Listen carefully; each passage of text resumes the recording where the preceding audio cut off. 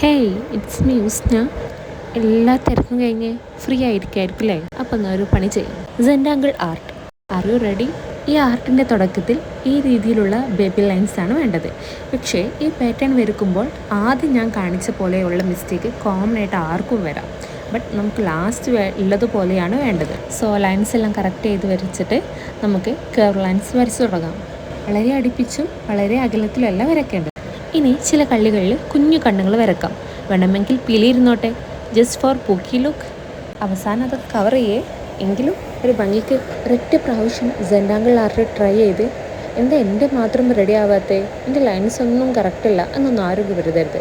ഓരോ ലൈൻസും ഓരോ പ്രാവശ്യം വരയ്ക്കുമ്പോഴാണ് അത് പെർഫെക്റ്റ് ആവുക. ഓരോ ലൈൻസ് പെർഫെക്റ്റ് ആയാലേ അത് ഓരോ വർക്കിൻ്റെയും ഭംഗി കൂട്ടുള്ളൂ. ഞാൻ പറഞ്ഞല്ലോ റാൻഡമായിട്ട് ചില കള്ളികളിൽ കുഞ്ഞു കണ്ണുകൾ വരക്കണമെന്ന്. വേണമെങ്കിൽ പിലിയിരുന്നോട്ടെ.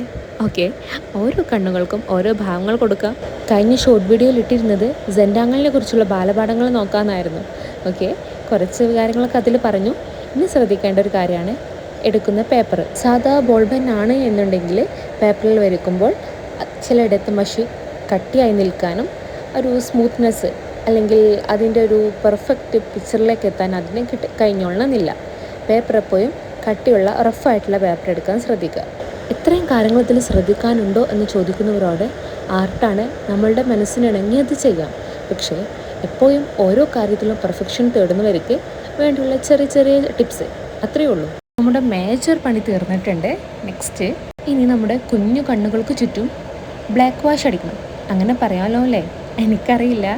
പെന്നുകൊണ്ട് ചെയ്തിട്ട് പെർഫെക്ഷൻ ഇല്ലാത്തത് കൊണ്ട് ബ്ലാക്ക് കളർ യൂസ് ചെയ്താണേ. എനിക്കൊന്ന് അതാണ് ഒന്നും കൂടെ മാച്ച് ആയിട്ടുള്ളത്. ഓക്കെ, എങ്ങനെയുണ്ടെന്ന് പറ. അപ്പോൾ ഓക്കെ, സീ യു ടുമോറോ.